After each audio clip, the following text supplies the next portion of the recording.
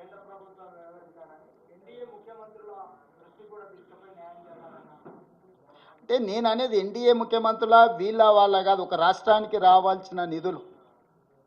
నేను వాస్తవంగా దక్షిణాది ముఖ్యమంత్రుల సమావేశాన్ని ఏర్పాటు చేసి రాబోయే రోజుల్లో దక్షిణాదికి జరుగుతున్న అన్యాయం విషయంలో చర్చించాలనుకున్నా.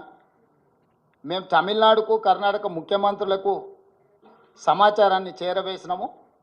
మిగతా వాళ్ళు కలిసి వస్తే మంచిదే, కేరళ, ఆంధ్రప్రదేశ్, పాండిచ్చేరి, లేదంటే అట్లీస్ట్ ఈ 3 రాష్ట్రాల ముఖ్యమంత్రులను సమన్వయం చేసుకొని దక్షిణాది రాష్ట్రాల పట్ల చూపిస్తున్న వివక్ష, దక్షిణాది రాష్ట్రాల ప్రజలను ఓటింగ్ మిషన్లుగా సీట్లు గెలిపించే యంత్రాలుగా మాత్రమే నరేంద్ర మోడీ గారు బీజేపీ భావిస్తున్నది. ఈ వివక్ష ఎక్కువ కాలము చెల్లదు.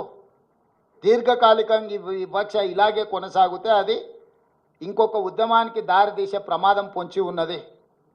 ఇది కేంద్ర ప్రభుత్వానికి చెప్పదలుచుకున్నాం స్పష్టంగా.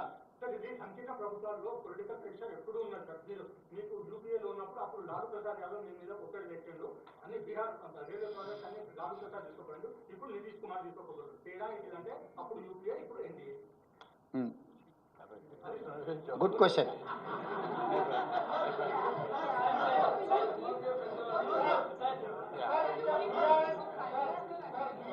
Yeah, definitely. We will try our level best. We don't ignore appropriate forums.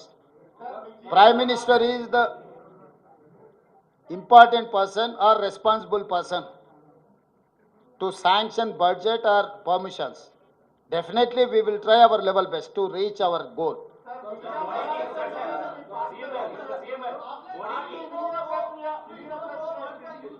हाँ,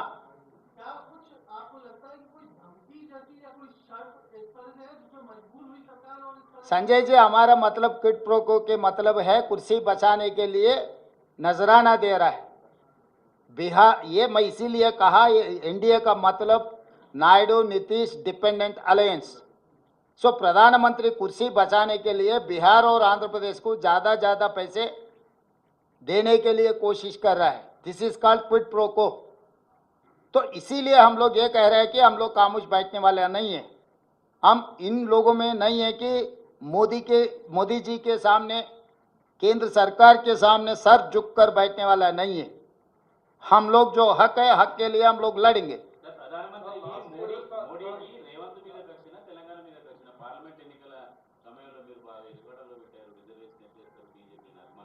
ఆయన అంతకంటే ముందు బడ్జెట్ సమావేశాలనే తెలంగాణ రాష్ట్ర ఏర్పాటు ప్రక్రియనే తప్పుబట్టిండు. తల్లిని చంపి పిల్లని బతికించిండ్రు, తలుపులు మూసి కాంగ్రెస్ పార్టీ బిల్లు పాస్ చేసింది అన్నప్పుడే ఆయన మనసులో ఏముందో, ఆయన మనోగతం ఏందో తెలంగాణ ప్రజలకు అర్థమైంది. అయినా కూడా తెలంగాణ ప్రజలు ఏదైనా మేలు జరగకపోతుందని 8 ఎంపీలను గెలిపించిండ్రు. 8 మంది ఎంపీలు ప్రగల్భాలు పలికిండ్రు కదా, కేంద్రం నుంచి నిధులు తీసుకొస్తాం, అనుమతులు తీసుకొస్తాం, తెలంగాణను అసలు అద్భుతంగా గుజరాత్ మోడల్లో అభివృద్ధి చేస్తామని చెప్పిండ్రు కదా ఎంపీలకు నిలబడ్డోళ్ళు. గెలిచిన వాళ్ళు ఈరోజు ఎందుకు మౌనంగా ఉన్నారు?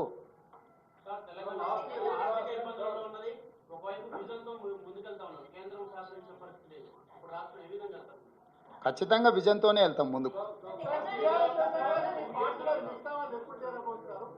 ఇప్పుడు కేంద్ర బడ్జెట్ గురించి మాట్లాడుకుందాం. కేంద్ర బడ్జెట్ గురించి ఏమన్నా ఉంటే అడగండి. ప్రమోద్.